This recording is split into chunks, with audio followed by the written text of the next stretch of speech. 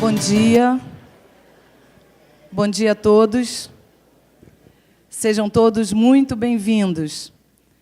A Escola da Magistratura do Estado do Rio de Janeiro tem a honra de promover, na data de hoje, a aula magna do curso de especialização em Direito Público e Privado, a ser proferida pelo excelentíssimo senhor ministro Luiz Fux, do Supremo Tribunal Federal, com o tema Análise Econômica do Novo Processo Civil Brasileiro.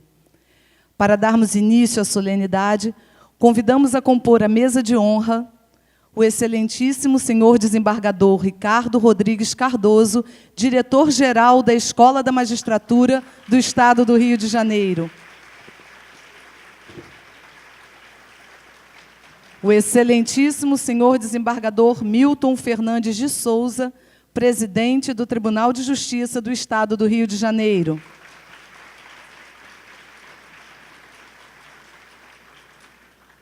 O excelentíssimo senhor ministro Luiz Fux, do Supremo Tribunal Federal.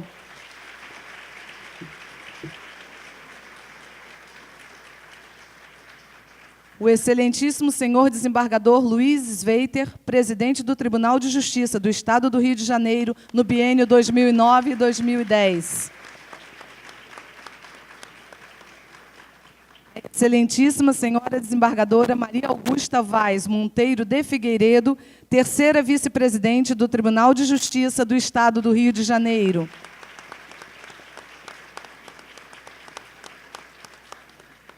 O excelentíssimo senhor desembargador Mauro Dickstein, vice-presidente do Conselho Consultivo da Emerge.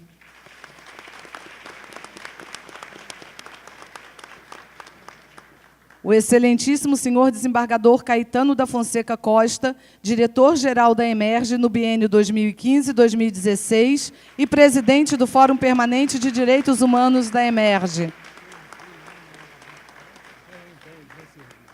O excelentíssimo senhor desembargador Fernando Cerqueira, presidente da Comissão Acadêmica da Emerge.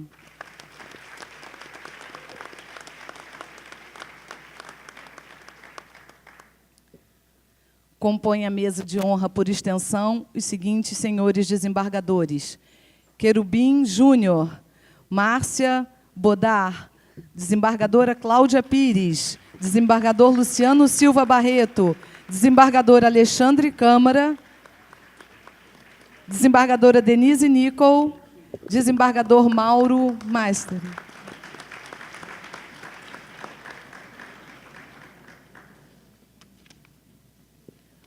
Vamos todos a ficarem de pé para acompanhar o hino nacional.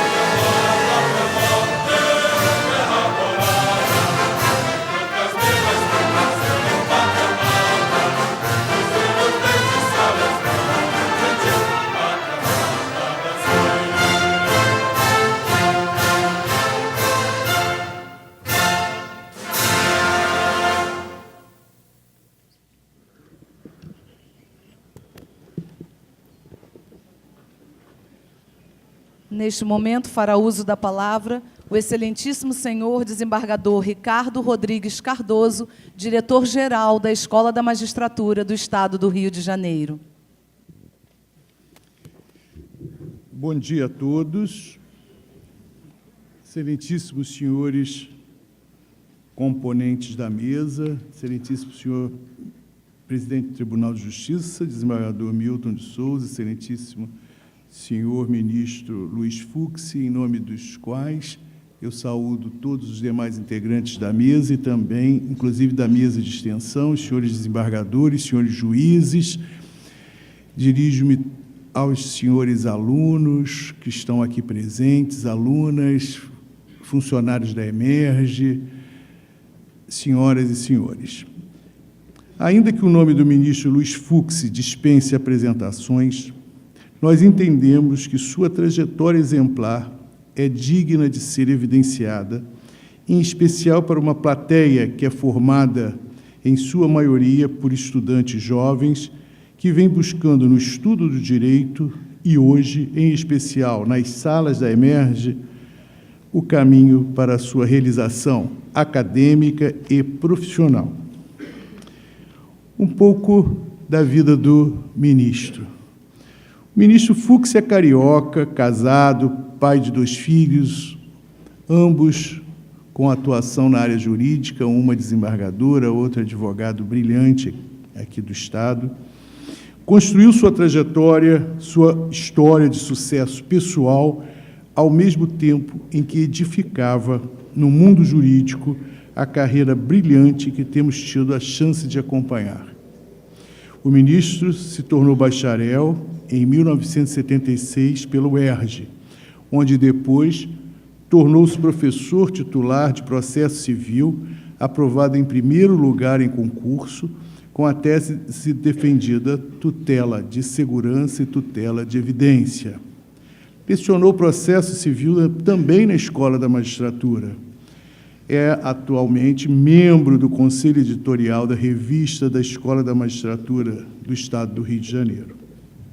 É doutor, titulação obtida na UERJ em 2009, doutor em Direito Processual Civil, com a tese defendida em capacidade processual do terceiro interveniente, também com colocação máxima. Coleciona aprovação em concursos públicos. Foi primeiramente advogado concursado da Shell do Brasil, foi promotor de justiça daqui do Estado e juiz de direito também aqui do Estado. Em todos os concursos, foi aprovado em primeiro lugar. Neste tribunal também foi desembargador. E daqui saiu em 2011 para alçar voos mais altos, ao ser nomeado para o Superior Tribunal de Justiça, onde permaneceu até 2014, ocasião em que foi nomeado para o Supremo Tribunal Federal, onde permanece e hoje também é membro do Tribunal Superior Eleitoral, do qual é vice-presidente. O ministro Luiz Fux ainda nos oferece, continuamente, uma produção literário-jurídica de altíssima qualidade. Suas obras publicadas, que são referência para alunos e profissionais de direito em todo o país, abrangem um período de mais de 30 anos. É autor, entre outras obras, e apenas para citar as mais recentes, dos seguintes livros: Processo Constitucional, que foi editado em 2013 pela Forense, Teoria Geral do Processo, publicado em 2014 também pela Forense, e Novo Código de Processo Civil Temático, pela editora da Mackenzie, em São Paulo, em 2015, e tantas outras obras. Presidiu a comissão de juristas que elaborou o anteprojeto do novo Código de Processo Civil Brasileiro, concluído em 8 de junho de 2010. Uma das suas maiores preocupações foi a morosidade da justiça. Ainda ministra palestras, participa de seminários, conferências, integra bancas examinadoras. E vejam, com tanta responsabilidade, durante todos esses anos, Sua Excelência ainda encontrou tempo e disposição para, nas horas vagas, tocar guitarra, lutar jiu-jitsu, esporte em que é faixa preta. Está difícil, né, ministro? Temos... Tem que encontrar um break. Temos hoje a honra de se receber na Escola da Magistratura do Estado do Rio de Janeiro o ministro Luiz Fux, exemplo de profissional que, por todo esse tempo, não apenas impulsiona o universo jurídico nacional por sua atuação, mas se estabelece como verdadeiro agente de mudança social e fundamental vetor da modernização em defesa dos direitos fundamentais e em fomento ao exercício democrático da cidadania. Obrigado, ministro Luiz Fux, pela presença de Vossa Excelência na EMERGE. Muito obrigado.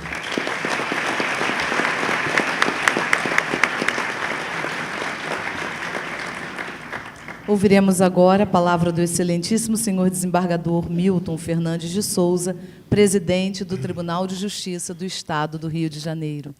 Excelentíssimo senhor ministro Luiz Fux, na pessoa de quem cumprimento a todos os integrantes da mesa e todos os partícipes da comunidade jurídica, excelentíssimo senhor desembargador Ricardo Rodrigues Cardoso, a quem cumprimento, na pessoa de quem cumprimento todos os integrantes da EMERGE. O ministro Luiz Fux, hoje, vem fazer uma palestra sobre a análise econômica do novo processo civil. O ministro Luiz Fux, profundo conhecedor da magistratura, ingressou na magistratura cedo, judicou no interior, judicou na capital, foi juiz do Tribunal de Alçada, foi desembargador, foi ministro do Superior Tribunal de Justiça e hoje ministro do Supremo Tribunal Federal. Tudo isso aliado a uma atividade acadêmica intensa. Então, ninguém melhor do que ele, com um conteúdo expressivo, não só acadêmico, como de visão do magistrado das questões econômicas do novo Código de Processo Civil, para apresentar essa análise que deverá ser bastante proveitosa a todos nós. Muito obrigado.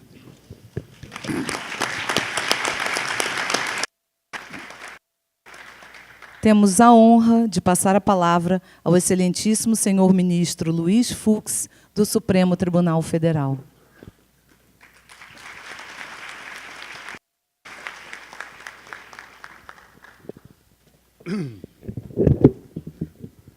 Bom, em primeiro lugar, muito bom dia a todos. Gostaria de saudar todos os presentes. Se eu fosse nominar aqui, eu sou oriundo dessa casa, certamente cometeria algumas falhas. De sorte que homenageio a todos, na pessoa do desembargador Ricardo Cardoso, que me fez esse convite para poder voltar aqui à EMERGE, onde eu tive a oportunidade de ser diretor de ensino na gestão do desembargador Sérgio Cavalieri, que já está já está aposentado. Eu sempre costumo dizer que, quando eu caminho, eu sempre relembro do meu passado, né?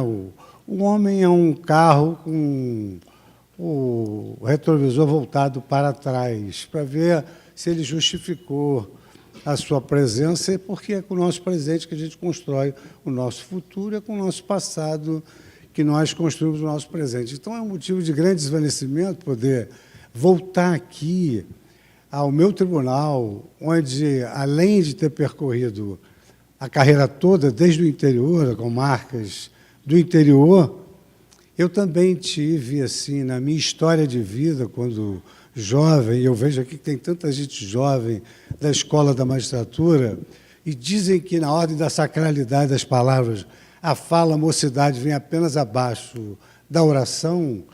Eu até me sinto, assim, do dever de dizer das experiências de vida. Por isso é que, acompanhando meu saudoso pai, eu comecei a frequentar essa casa com 14 anos de idade. Eu era, na época, exercia algo curricular muito expressivo, até utilizava sua expressão americana para qualificar melhor. Eu era office boy, que é uma palavra linda, office boy, e aí eu despachava as petições no prédio da rua Dom Manuel, onde em breve virá uma grande surpresa para os estudantes da Escola da Magistratura, para os magistrados, na medida em que ali nós vamos conseguir instalar uma academia jurídica, tal como há em Harvard, para qualificar os juízes com doutorado, mestrado, pós-graduação para os servidores, e os senhores poderão sair da Escola da Magistratura direto aqui, só atravessar a rua para cursar um mestrado e um doutorado, se submetendo àquele rigoroso e seleto exame. Eu passei praticamente a minha vida inteira, porque o Ministério Público eu passei muito rapidamente, que não foi uma época áurea do Ministério Público, fiquei 2 anos no Ministério Público, depois saí, e fiz concurso para a magistratura. E passei, então, a minha vida inteira no afã de realizar justiça através do judiciário. E nós, estudantes de direito, juízes, promotores, sempre sofremos críticas sobre a justiça, até hoje, em razão da TV Justiça. A população não conhece os 11 jogadores da seleção brasileira, mas todos sabem o nome de todos os ministros do Supremo Tribunal Federal. Isso é patente. E passei, então, a minha vida inteira nessa tarefa de realizar a justiça e as pessoas sempre criticando a justiça. A verdade é que uma explicação espiritual que me acalentou foi exatamente a colocação de Calamandrei, que dizia: a justiça ela é como uma divindade, ela só aparece para os que nela creem. E a justiça ainda é o sonho mais formoso de toda a humanidade. Talvez o importante não seja a gente dizer o que é a justiça, mas, acima de tudo, não parar de procurar esse valor maior. E é preciso crer na justiça, porque a ausência de crença no Poder Judiciário, ela gera problemas sociais gravíssimos, como o primeiro sentimento de querer fazer justiça pelas próprias mãos, autotutela, que é exatamente algo que não se compadece mais com o espírito civilizado que nós já alcançamos na sociedade. De sorte que, se a nossa preocupação é fazer justiça, e como a justiça não surge do nada, o instrumento de realização da justiça é o processo. É através do processo que o cidadão pede justiça e que o Estado presta justiça. Só que, de há muito, críticas severas apontavam que a justiça não estava se desincumbindo do seu desígnio, que era dar uma resposta judicial num prazo razoável. O meu querido Barbosa Moreira, que, coincidentemente, até sonhei com ele essa noite, não sei porque eu vim aqui, mas o querido Barbosa Moreira dizia: nenhum cidadão pode aguardar uma eternidade para obter uma resposta judicial e uma solução para o seu problema, porque isso gera descrença na justiça. E até sob o prisma fenomênico, eu, por exemplo, assisti, ainda jovem aqui nesse tribunal, um fato gravíssimo. Nós tínhamos um juiz muito bem preparado, muito sério, probo, honesto, competente, que ele, por entendimento jurídico dele sobre a justiça, num dado momento de crise econômica, porque o Brasil não sai dela, ele deferiu uma liminar aumentando centavos na passagem de ônibus. E ele deferiu essa liminar. Veja o que acontece quando não se crê na justiça. Ele deferiu essa liminar de manhã cedo. Ao meio-dia, nós tínhamos 10 ônibus virados e queimados na Avenida Rio Branco. Tínhamos uma comoção social por falta de credibilidade naquilo que fora decidido. Ele era um homem tão íntegro que ele não conseguiu conviver com aquele impacto social da decisão dele, e ele, então, pediu a exoneração do cargo. E era um juiz fabuloso. Então, isso é importante para todos que já estão na MS, preparando para um dia exercer essa função, que os níveis alarmantes de desagrado e de descredibilidade, de falta de legitimidade da justiça pode levar a efeitos extremamente gravosos, porque todos sabem, nós não temos armas, não temos exército. As decisões judiciais, elas são cumpridas de acordo com a sua legitimidade democrática e o respeito que o cidadão tem pelo judiciário. Então, exatamente porque o processo é um instrumento de realização de justiça, sempre foi a nossa preocupação e sempre foi essa a queixa contra todos os países do sistema da civil law, das leis escritas, que os processos eram muito onerosos e muito custosos e demorados. A resposta judicial advinha num momento que já não interessava mais aquelas partes envolvidas. De sorte que, assim como os outros países, o Brasil estava na contramão da história, na medida em que todos os documentos internacionais afirmavam que um país que não se desincumbisse da sua prestação judicial num prazo razoável era um país que tinha uma justiça inacessível. E isso está na Declaração dos Direitos Fundamentais da ONU, da África, da Europa, enfim. E exatamente como vocês da EMERGE sabem bem, a Constituição ela especifica mais genericamente aquilo que consta das Declarações Fundamentais dos Direitos Humanos. E as leis especificam aquilo que está na Constituição. Por isso que elas têm que estar em consonância com a Constituição, sob pena de inconstitucionalidade. E foi exatamente por essa razão que juristas de aqui de Alhures resolveram estudar meios para que a prestação da justiça ela fosse realizada num prazo razoável. Porque também a justiça instantânea, a justiça célere, ela é uma utopia, porque o juiz não amadurece em relação aos fatos para poder aplicar o direito. E exatamente porque o Brasil começou a se preocupar com o volume das demandas e com seu déficit na prestação da justiça num prazo razoável, é que adveio a Emenda Constitucional 45 e consagrou como direito fundamental do cidadão o de obter a resposta judicial num prazo razoável. Só que isso não poderia ficar como letra morta no papel, como mera promessa constitucional.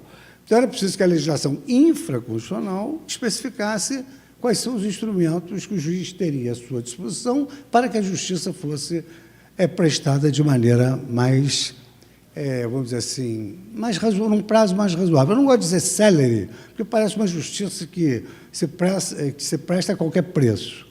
Pois bem, foi criada uma comissão e nós, então, começamos a trabalhar não mais sobre reformas do Código, porque o Código já estava com artigos com todo o alfabeto, 461A, B, C, D, e também nós não tínhamos que arrumar isso. A ideia era um novo tempo, um novo direito. Então, reclamava-se por um novo processo.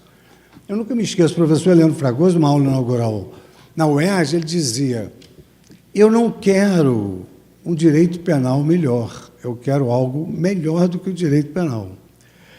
É claro, os fatos sociais caminham muito rapidamente e hoje, agora não, com essas leis de organização criminosa que regulam proteção da testemunha, delação premiada, nós estamos exatamente de acordo com a evolução social. Mas o Código de 40 não acompanhava mais as figuras criminais que surgiram. E como há o princípio da reserva legal, nulo crime, nula pena sine lege. Então, era preciso que a lei surgisse. A mesma coisa em relação ao processo civil. Porque a população não entende que o juiz não pode criar um processo da sua cabeça, um procedimento da sua cabeça. Então, o leigo pergunta, bom, agora o que vai acontecer? Não, agora o juiz vai ouvir o réu, depois o juiz vai ouvir o autor. Aí, depois, a lei estabelece que, se juntar o documento, tem que ouvir de novo as partes. Aí, depois, o juiz vai marcar uma audiência, enfim. Processo extremamente litúrgico. Então, nós, presidindo a comissão, cuidamos de elaborar um novo código, mas levando em consideração alguns fatores, dentre outros, esse novel fator muito interessante, que é a análise econômica do direito. Eu sei que, assim como vocês, eu também, na minha época eu fiz clássico, hoje todo mundo tem que fazer de tudo. Mas a gente fez clássico para fugir da matemática, dos cálculos, e fomos pegos agora. Porque agora tem correção de precatório, financiamento de estados, enfim.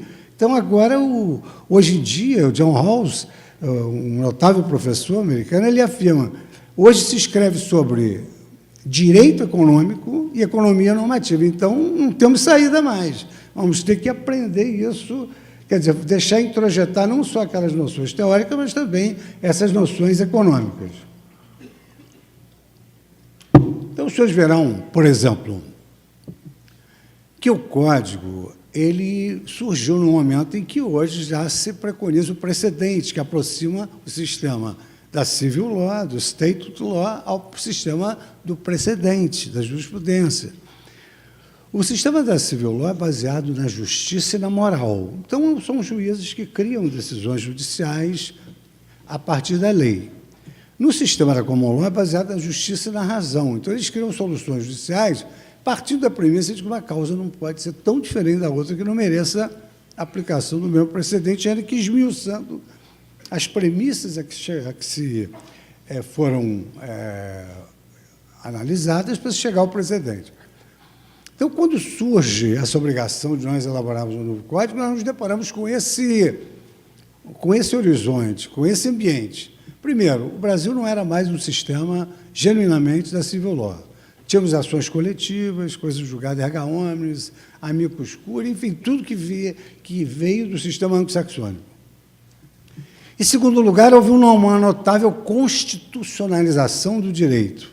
A Constituição é acusada de ser muito analítica, mas se nós compararmos as duas últimas Constituições da Espanha e Portugal e a Constituição brasileira, nós vamos verificar que a Constituição brasileira é um ornamento dos mais belos do mundo na consagração de razões morais, razões públicas e direitos fundamentais da pessoa humana.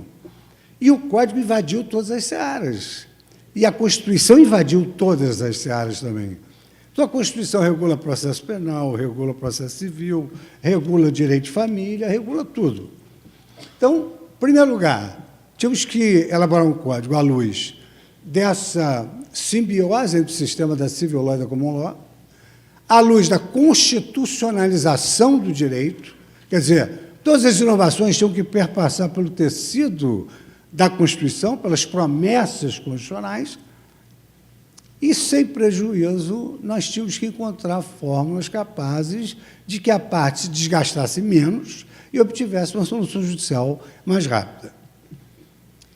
O professor Simeon Jankov, que estuda os sistemas processuais, ele afirma que hoje, no ranking do Banco Mundial, que eles chamam de ranking Doing Business, para fazer negócios, investimentos estrangeiros, um país tem de ter um sistema processual que há de apresentar algumas características a que eu vou me referir.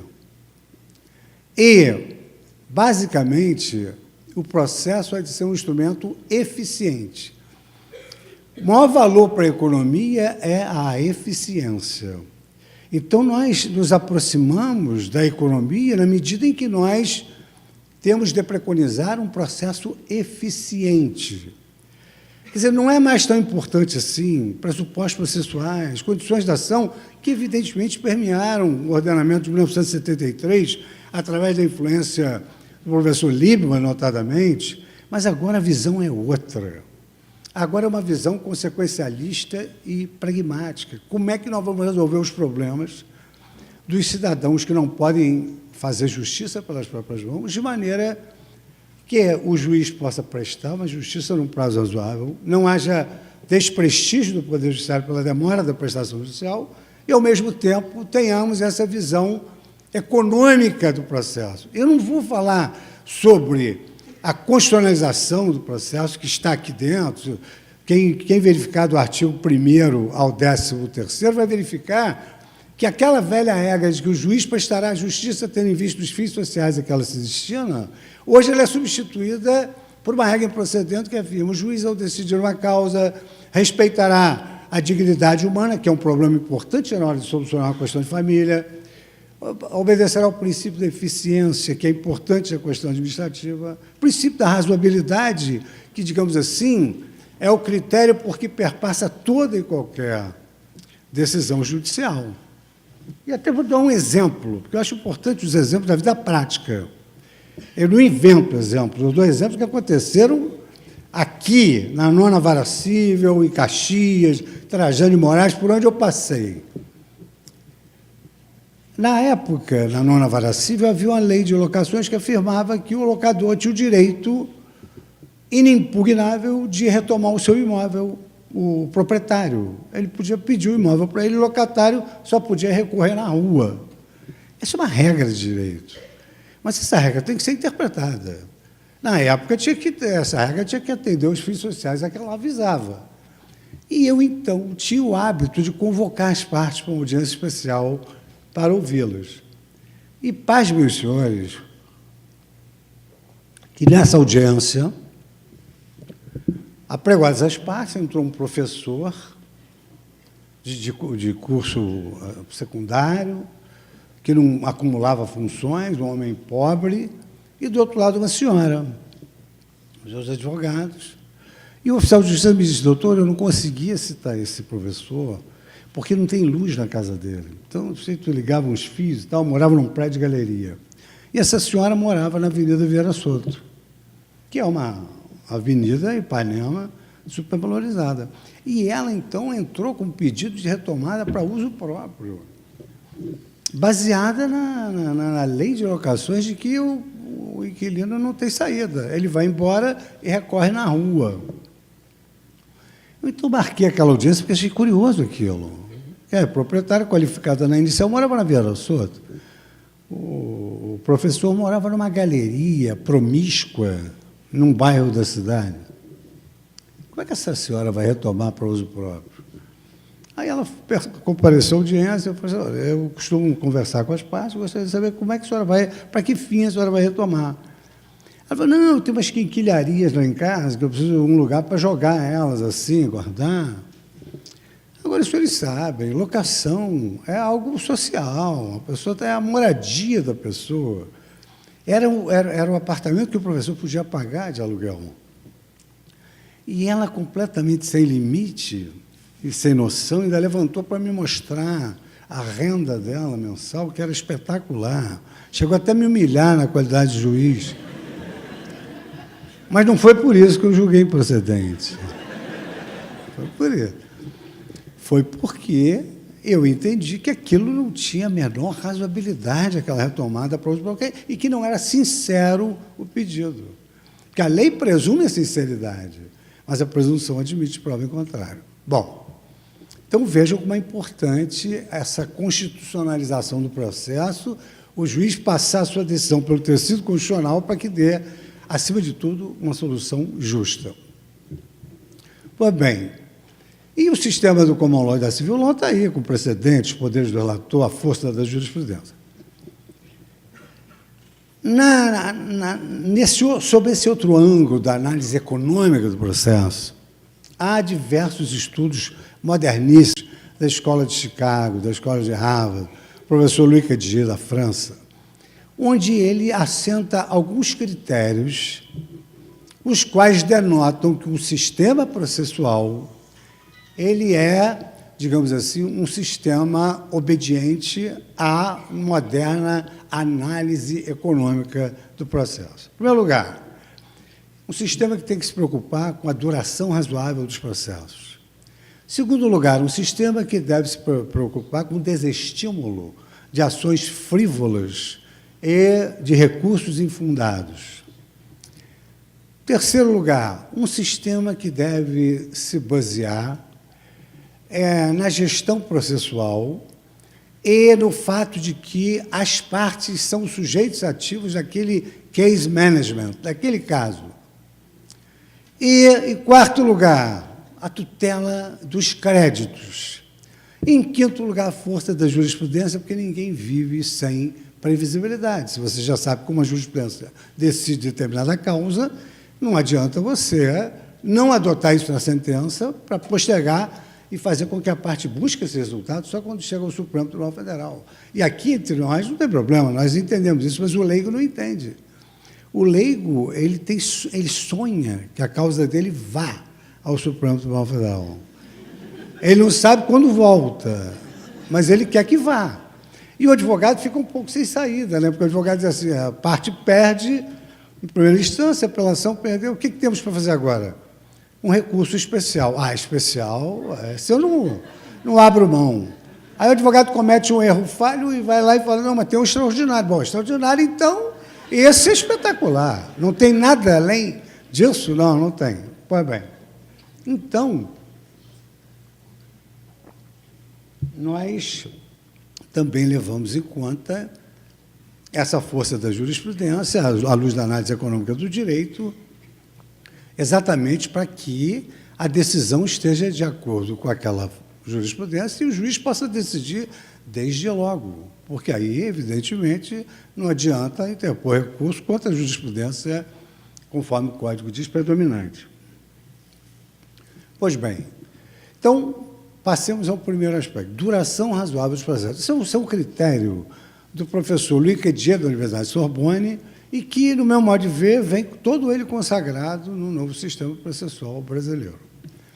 Com relação à duração razoável dos processos, o Código atentou para as causas que levavam à duração irrazoável dos processos. E chegou à conclusão, nós, elaborando o Código, que 3 eram as grandes causas. Muitas solenidades, houve todo mundo, toda hora, ao autor, ao réu. Estou vendo aqui o professor Alexandre Freitas, o desembargador Alexandre Freitas Câmara. Nunca me esqueço, nós participamos há muitos anos atrás de um painel do James, e aí eu me lembro que eu era magistrado, ele era advogado ainda, e ele falou, o pior magistrado, não sei se você vai se lembrar, mas agora você é magistrado, vai cair na própria pele. Não é? Mas você falou isso. Há magistrados que são considerados como juízes cachorros. Aí eu falei, ele foi meu aluno na UERJ, fomos colegas da academia, eu falei, Alexandre, vai devagar, porque não é corporativismo, mas assim, pegou muito pesado, né? Aí, não, eu quero explicar o que eu disse, é porque há juízes que não decidem. Então, ao autor, ao réu, era isso. Muito criativo, foi isso que ele falou. Então, a primeira preocupação, o processo civil brasileiro é um processo pré de liturgia e solenidade. Então, nós acabamos com essas formalidades. Acabamos com essas solenidades. De sorte que agora o juiz tem condições de resolver mais rapidamente à luz do pedido e da defesa. Há uns 20 anos atrás, no Congresso de Portugal, assentou-se num plenário imenso como esse que o Brasil ostentava a regra processual mais bela do mundo, em todos os tempos, que é a regra do artigo 2, que era a regra do artigo 249, que vem repetida no artigo do novo Código de Processo Civil, segundo o qual, se o juiz puder decidir o mérito a favor da parte a quem interessa preliminar ou a nulidade, ele esquece a preliminar a nulidade e decide a questão de fundo a favor da parte que arguiu a nulidade ou preliminar. Então, isso foi consagrado no novo Código. Quer dizer, pelo novo Código, o mais importante é a análise da questão de fundo do que essas questões formais que não resolvem nada, até porque o autor não ingressa em juízo para ver o seu processo extinto sem análise do mérito. E isso frustra o réu também, que quer se ver livre de uma vez por todas em relação àquela matéria litigiosa.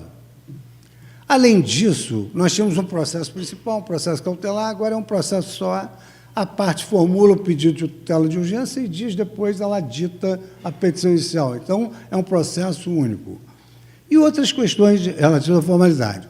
Prodigalidade recursal. A prodigalidade recursal também influenciava na duração irrazoável dos processos. Eu gosto sempre de citar exemplos práticos. Assim, por exemplo, o Brasil ostentava no Código uma prodigalidade recursal, não só em abstrato, como em concreto.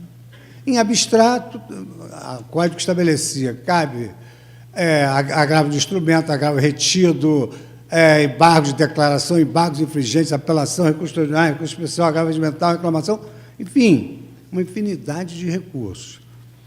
E ninguém afirmou ainda, em boa saída doutrinária, que o princípio da ampla defesa implica em oferecer inúmeros recursos à parte. Na Europa, hoje, o professor Walter Habscheid defende a ideia de que o cidadão tem direito a um dia na corte, deve se contentar com isso, ele teve acesso ao judiciário. E torna o juízo de primeira instância, ainda que seja colegiado, o centro de gravidade do processo. Então, nós também eliminamos essa prodigalidade recursal com a seguinte técnica juiz-filosófica. A partir dessas lições do professor Habscheid, A parte ela tem que apostar um pouco no resultado do processo. Porque nós pensamos um processo em que o juiz proferira 5 decisões interlocutórias: impugnação ao valor da causa, rejeição de incompetência, impugnação litisconsórcio, impugnação ao benefício da gratuidade e a juntada de uma prova. 5 decisões interlocutórias. Foram interpostos 5 agravos. Desses 5 agravos foram extraídos 25 recursos. Tudo em nome da ampla defesa, para o STJ, para o Supremo. Quando voltou, a parte que oferecera 25 recursos venceu a causa. Só que ela venceu a causa anos depois, por culpa dela própria. Então, nós entendemos que a parte pode recorrer de tudo, mas deixa para a sentença final, porque se ela for vencedora, é possível que ela não queira recorrer daquilo tudo para fazer voltar o processo ao estágio anterior. Então, a prodigalidade, nós eliminamos os embargos infringentes, que era um recurso único do direito brasileiro, quer dizer, com base num voto vencido, a parte tentava virar o placar. Agora, completa a turma e decide de uma vez só. E eliminamos os casos de cabimento do agravo de instrumento. Essas questões vão ser, na apelação final, ele reclama de tudo, sem preclusão. E depois vai ver o que interessa reclamar ou não. E, finalmente, com relação à litigiosidade desenfreada, nós criamos um instrumento, que deve ser tema de uma aula própria, que foi um incidente de resolução de demandas repetitivas. Praticamente se baseou num congresso realizado em Pisa, em 2007, em homenagem ao professor Giovanni Verdi, que tratou-se de tutela jurisdicionale e azione seriale. Então, há inúmeras ações iguais, no Rio, em São Paulo, etc., assim como há recurso repetitivo nos tribunais superiores, porque a lei é nacional, os recursos são iguais. Então, você julga um recurso repetitivo. Ora, se as demandas são iguais no Brasil inteiro, vamos julgar um incidente de resolução de demandas repetitivas e julgado esse incidente pela Corte Superior, aquela tese se introjeta em milhares de ações. E, uma vez introjetada, essas ações são decididas e não cabe recurso, porque é baseado na jurisprudência que foi firmada no incidente de resolução, e o Código diz isso. Recorrer de uma decisão do incidente de resolução de demanda repetitiva esbarra na admissibilidade do recurso. Então, o processo morre, mal começou, na primeira instância, com a introjeção dessa tese. Então, o Código tem vários instrumentos para atender esse aspecto econômico, referente à duração razoável dos processos. Segunda questão, sobre o ângulo econômico. E há hoje uma cadeira em Harvard, Chicago é antigo na Law and Economics, eles começaram, mas hoje quem está adiante é Harvard, que tem uma cadeira específica, análise econômica do direito. E eu tive a oportunidade de inaugurar na Universidade de Brasília uma cadeira sobre análise econômica do direito. E vejam como é que ela é interessante, antes de eu começar a falar sobre esse outro item. Olha como é que instintivamente o legislador já fez isso. A análise econômica do direito, ela trabalha com a teoria dos jogos, que é mais ou menos o que informa agora a delação premiada. Então, um corre logo para delatar, porque senão ele vai falar coisa que o outro já falou, não adianta. Então, a teoria dos jogos influi nisso. Veja o Código de Processo. O que ele diz no recurso adesivo? Ambas as partes são vencedoras e perdedoras, porque não ganhou tudo, mas também não perdeu tudo. Então, o que uma parte diz para a outra? Isso é teoria dos jogos. Se você não recorrer, eu não recorro. Se você recorrer para pedir mais, eu vou recorrer para você não ganhar nada. Isso é uma maneira, uma estratégia da teoria dos jogos para desestimular o recurso e, a fortiori, que se prolongue o processo. A mesma coisa está no núcleo essencial da análise econômica do direito, só que ela começa antes do processo se desenvolver. Então, por exemplo, um dos aspectos importantes da análise econômica do direito é o que o professor Steven Chavel chama de desestímulo de ações frívolas. Ações que as pessoas sabem que não vai dar em nada. Recursos infundados que sabem que não vai dar em nada, mas custa barato. Para oferecer um recurso extraordinário hoje, se vocês forem a Brasília, é R$11. O protocolo está à disposição de todos. A Suprema Corte Americana tem 70 recursos para julgar, o Supremo tem 70 mil. Por R$11 vale a pena. Ainda mais dizer para o cliente, Ofereci um recurso extraordinário para a senhora, hein? Não foi qualquer coisa, não, foi extraordinário. Isso é Claro que a parte fica seduzida com isso. Pois bem, então o professor Steven Chavel, ele afirma que as partes, elas têm de ter formas de desestímulo para essas ações frívolas, e para esses recursos infundados. Então, eles preconizam sanções de natureza econômica e interdição processual. Não pode mais falar nos autos. Ou então vai pagar, perdeu a causa, custos honorários, perdeu o recurso, sucumbência recursal.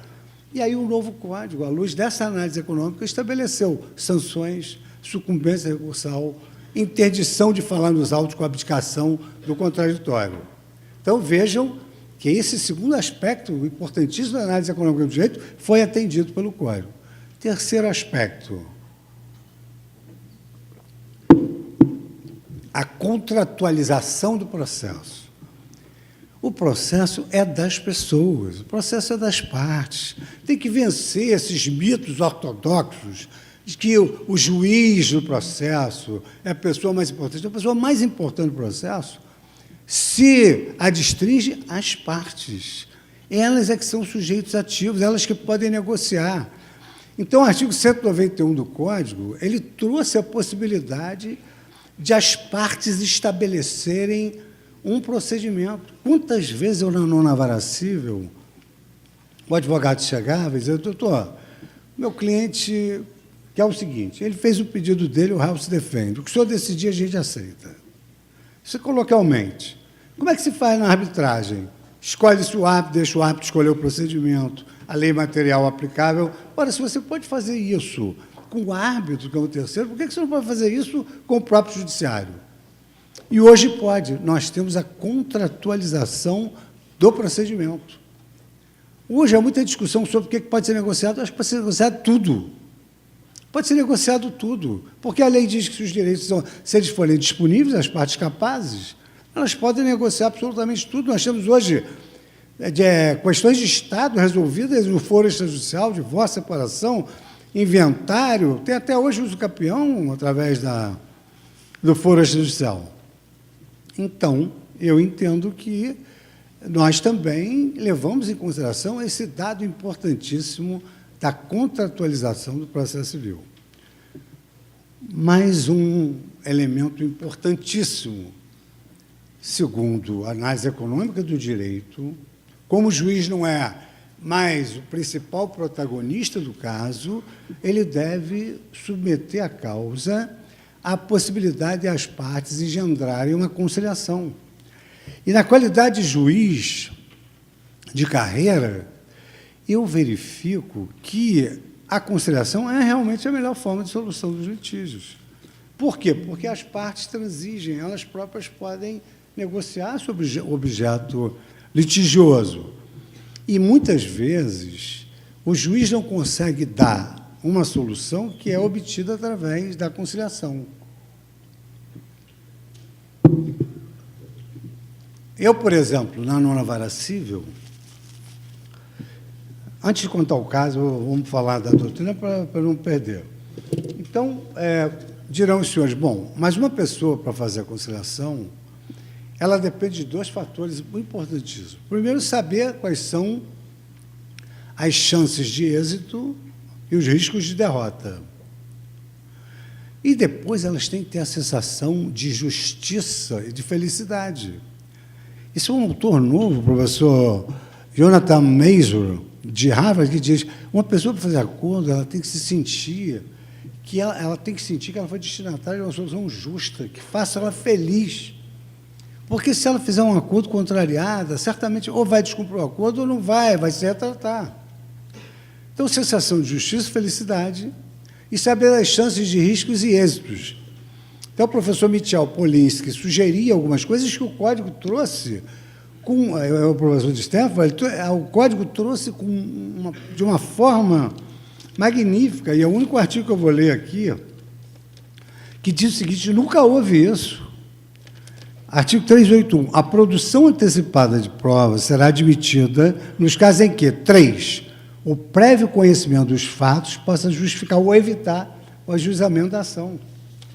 Então, a parte hoje, ela pode pedir ao advogado, vamos produzir uma prova para ver se eu vou ganhar ou vou perder.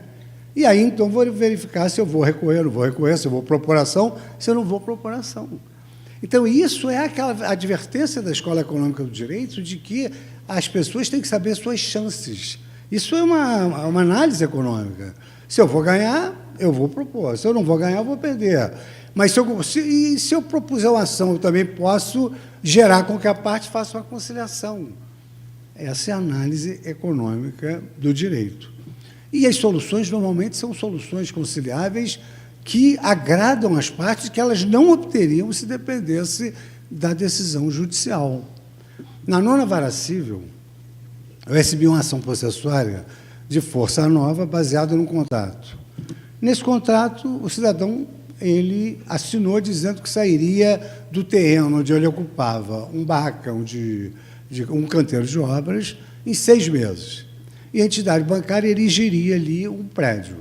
Ele assinou, passou um ano e ele não saiu. Aí a parte entrou, com menos de um ano, ação de força nova. Pediu a liminar para tirar ele.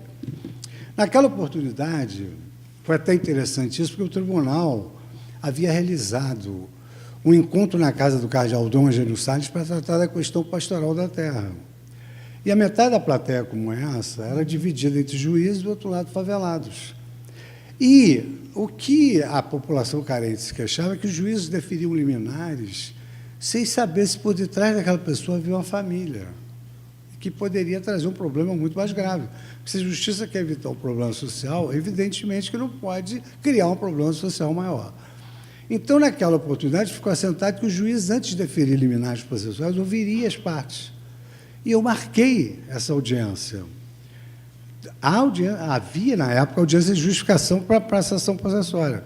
Mas eu marcava audiência para ver o que eu podia fazer para resolver o problema das pessoas. Quer dizer, o tribunal, se chama Tribunal de Justiça, não é à toa, é para fazer justiça. Então, a gente tem que tentar fazer justiça de toda maneira. E aí eu convoquei as partes. Eu nunca me esqueço. 9ª Vara Civil, dividindo com a 31ª, que era o Ruiz. Aí, anunciadas as partes, apregoadas, entrou a entidade bancária. Advogados bem trajados, laptop, palm top, canetas a laser, míssil antiaéreo, tudo. Do outro lado, entrou um cidadão incauto, calmo, entrou penteando o cabelo. Eu me lembro que o peito dele era Flamengo, eu sou fluminense doente. Aí eu pensei assim, ó, desgraça pouca é bobagem, né? O sujeito ainda vem me provocar aqui, esse peito Flamengo na minha frente. Aí ele sentou, e aí então começaram a discutir. Nós, sempre juízes, temos condescendência com a parte mais débil, econômica e culturalmente. Aí eu perguntei a ele, de acordo com aquela noção que tivemos no encontro na casa do cardeal, o senhor tem uma família? Ele falou assim, ainda não. Ainda não. Então, está sozinho, tiver que ir embora, vai ele. Já me acalmou um pouco. Muito bem. Agora vamos para a segunda parte, porque aqui em juízo é comum isso. Quanto tempo o senhor precisa para desocupar o imóvel? 9ª Vara Civil. Era uma porta assim, tipo uma porta de salão, de bar americano. Ainda não estava com as obras que os presidentes presentes aqui fizeram. Aí ele falou assim, eu preciso de meio-dia. Aí eu falei, não, realmente, ou esse sujeito está debochando de mim, desde que entrou, porque todo mundo se preocupou com ele, ele não está preocupado com nada. Aí eu falei, o senhor vai me perdoar, o juiz não tem direito de invadir a privacidade, mas como é que o senhor precisa de meio-dia? Eu estou aqui acostumado a deferir 1 mês, 2 meses, 4 meses. Mas meio-dia para sair? Isso já devia ter saído, então. Aí ele disse, não, doutor, o senhor me perguntou se eu já tenho uma família. Mas eu não tenho uma família, mas vou ter a partir de amanhã, que eu vou me casar amanhã. Olha só que coisa da vida prática judiciária. Vou me casar amanhã e preciso ter um apartamento para voltar para o apartamento, que esse é um caso mais gravoso ainda, que tinha meio-dia de lua de mel, que isso é um negócio gravíssimo, sob todos os ângulos. Até pelo período de probation, para não gerar anulação de casamento. Pois bem, Aí os advogados do banco se sensibilizaram e deram de presente de casamento a eles 6 meses no imóvel sem pagar nada. Eu jamais conseguiria fazer isso numa decisão judicial sem a conciliação. Então, a conciliação é um ponto tão importante na análise econômica do direito que hoje o processo começa pela conciliação. Se a petição inicial está em ordem, o juiz vai designar uma conciliação. É claro que você não pode obrigar a parte a aceitar, mas é a primeira tentativa, porque você não vai ter dispêndio, nem emocional, nem financeiro, e é mais fácil fazer uma conciliação no início da causa e também nos desafoga sobremaneira. Mas já esses instrumentos todos já desafogam o juízo. Então, essa conciliação hoje é algo que está na ordem do dia no novo Código de Processo Civil. E é tão importante que se transformou nas regras gerais num dever do Estado. Eu que prometi que não ia ler mais artigo nenhum, vou ler mais um. Parágrafo 2º do artigo 3º, que fala sobre o princípio da inafastabilidade. Nenhuma ameaça ou lesão escapará à apreciação do judiciário. Parágrafo 3º, o Estado promoverá, sempre que possível, a solução consensual dos conflitos. Então, passou a ser um dever do Estado. O Estado tem a obrigação de conciliar, tem a obrigação de criar uma oportunidade para a conciliação. E eu vou trazer aqui um dado aos senhores. Eu faço conciliação no meu gabinete no Supremo Tribunal Federal. Eu já resolvi problemas seríssimos lá. Eu resolvi um problema num concurso de Furnas de 20 anos atrás. Eu decidi um conflito, que esse foi sui generis, sobre divisão de território. Quer dizer, o sujeito que se dizia baiano ia ter que dizer que era piauiense. O outro dizia que nasceu em Tocantins. Isso é coisa de família, de tradição, mas conseguimos, através de um laudo do Exército, estabelecer a divisão entre os estados, através de uma conciliação, porque aquilo ali não resolve.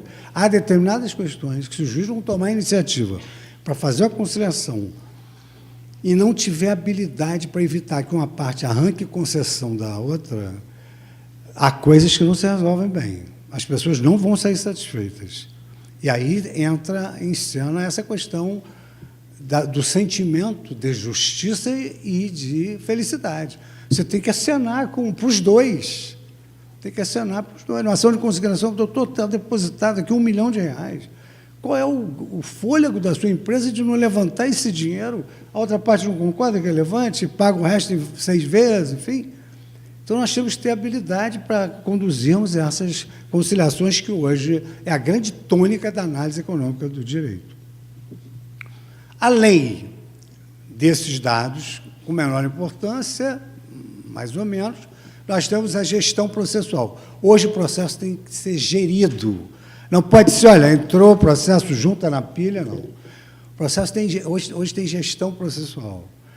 E a gestão processual se faz a partir do calendário, que o artigo 191 do novo Código permite, que se estabeleça um calendário, olha, petição agora, defesa agora, sentença agora, recurso agora.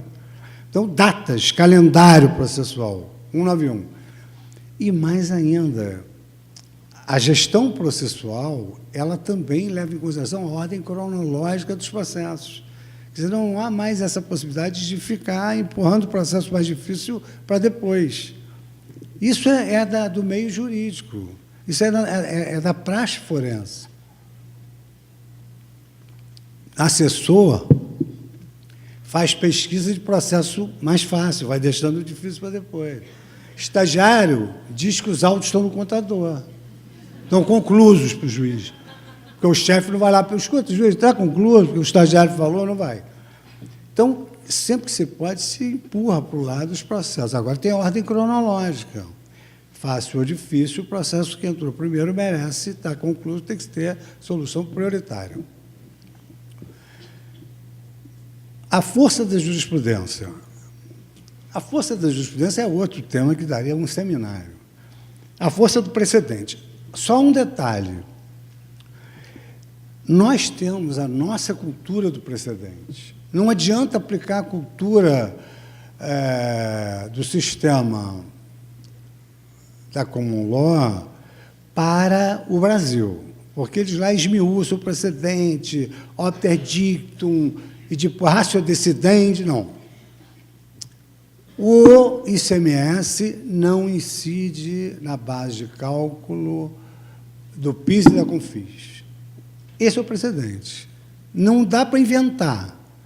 É isso que foi decidido. O pai que se recusa a fazer o DNA, ele é presumidamente o pai do menor, admitido a prova contrária. Esse é o precedente. Não dá para pegar isso e aplicar. Bom, já que o pai é presumido, também o devedor é presumido o credor e a falência, porque o sistema americano tem essa cultura de esmiuçar o precedente. Aqui, o que a lei diz é o seguinte: os tribunais têm de manter uma jurisprudência estável e coerente. Ou seja, não dá para julgar hoje de uma maneira, amanhã de outra. Primeira obrigação. Segunda obrigação, há uma hierarquia jurisprudencial. Está lá no 926 e 927. Por exemplo, o juiz respeita a jurisprudência se for questão local do seu tribunal, se for questão federal do STJ, se for questão constitucional do Supremo. Não pode decidir diferente disso. E ninguém hoje decide sem abrir a rede de computadores. Então, é fácil saber o fim da linha. O Tribunal de Apelação não pode julgar contra o acórdão do STJ. E nem do Supremo, se a matéria for constitucional. Então, o que se faz hoje? O juiz vai julgar, olha a jurisprudência do Supremo, olha a jurisprudência do STJ, olha a jurisprudência do seu Tribunal de Apelação.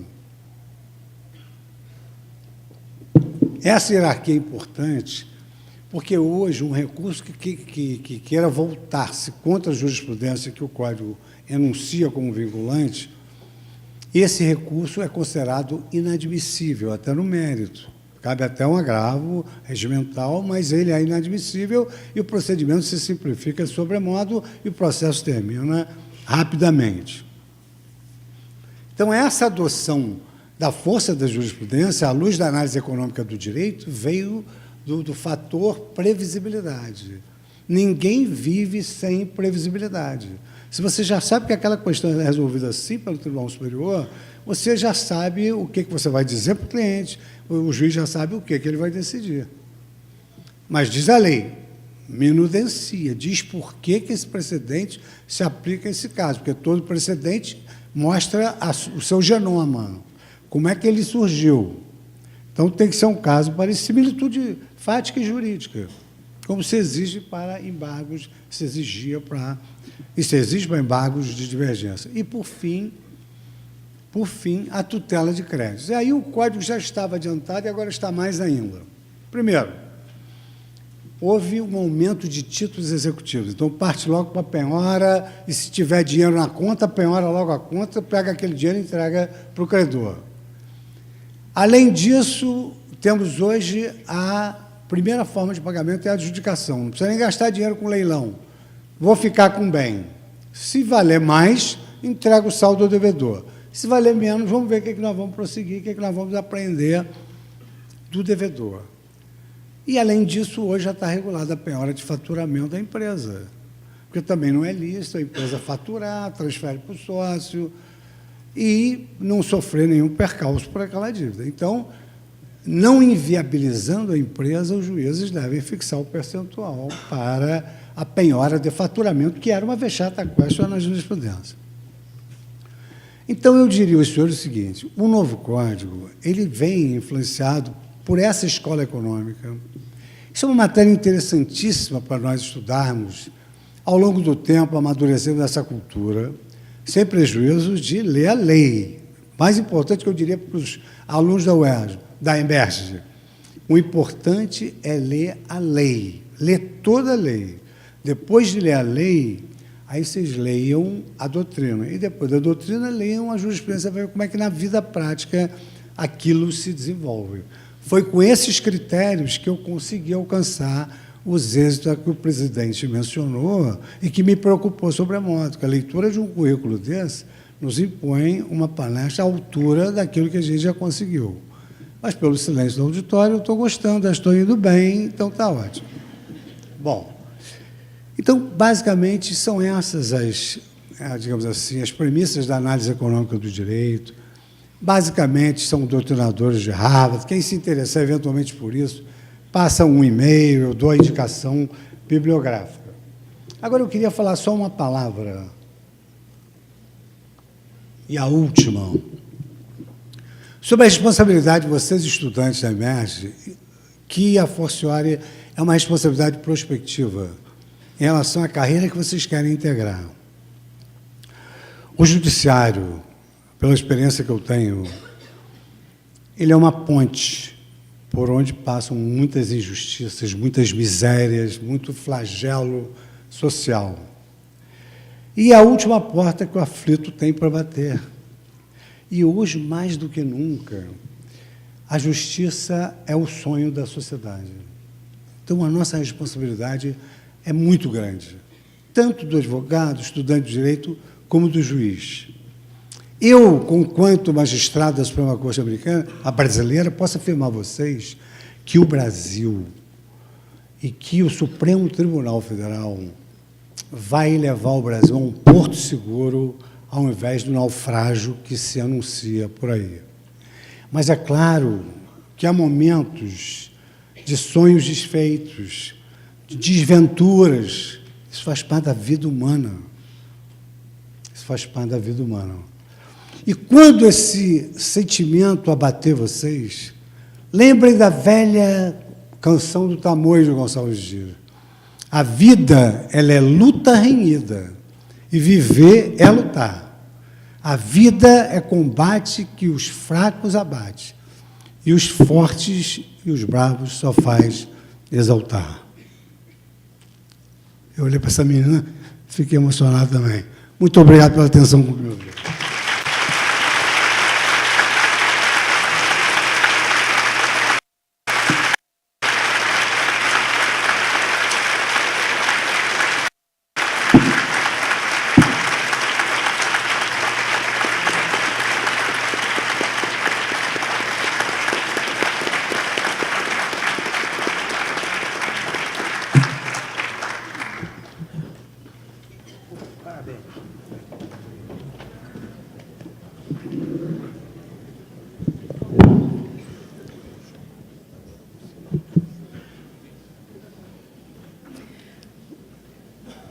Neste momento, o excelentíssimo senhor desembargador Ricardo Rodrigues Cardoso, em nome da Escola da Magistratura do Estado do Rio de Janeiro, procederá à entrega de uma placa que registra a presença do excelentíssimo senhor ministro Luiz Fux nessa escola e o agradecimento de todo o corpo docente e discente à sua excelência nesta ocasião em que ministrou a aula magna que inaugura o início das atividades acadêmicas do segundo semestre do ano em curso. Ministro, é uma grande honra passar a Vossa Excelência uma placa onde registra sua passagem pela Escola da Magistratura. Esta placa diz o seguinte: por ocasião da palestra Análise Econômica do Novo Processo Civil, proferida na aula magna no curso de especialização em Direito Público e Privado da EMERGE, o especial agradecimento dos profissionais e estudantes que reconhecem o inestimável valor de quem utiliza o direito como via segura de aprimoramento e transformação social. É o nosso agradecimento registrado através desta placa. A Vossa Excelência.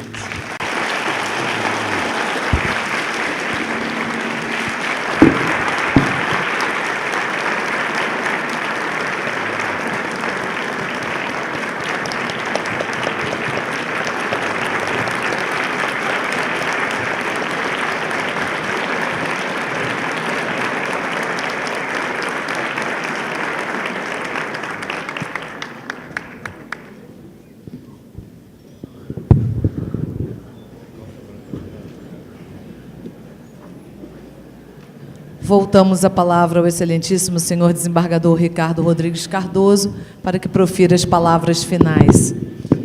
Bem, apenas para encerrar, agradeço a presença de todos, especialmente do ministro Luiz Fux, que tão gentilmente abriu espaço da sua agenda no último dia do recesso do Supremo Tribunal Federal, né, para vir aqui proferir aula magna para nós todos, especialmente para vocês, estudantes.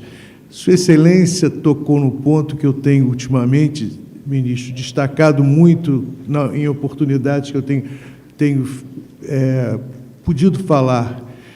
É a sensibilidade que o julgador tem que ter na hora de julgar. E Vossa Excelência trouxe exemplos marcantes, que realmente